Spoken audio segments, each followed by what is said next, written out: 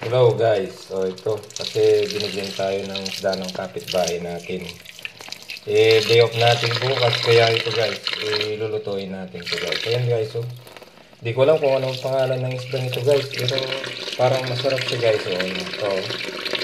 Ayan, so gagawin ko muna guys ay pagbilangin natin kung ilan yung binigay na guys. Yan, 1, 2, 3, 4, 5, 6, 7.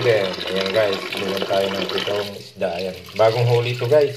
Ayan o, masarap no? Parang ano siya, parang bangus. Ano guys, so ano kaya masarap na luto dito guys. So ang gagawin ko dito guys, ano ko na lang yung parang ano, yung sardinas, yung pakukuloy na matagal kasi Ramadan ngayon dito, so mauulam natin yung matagal ito.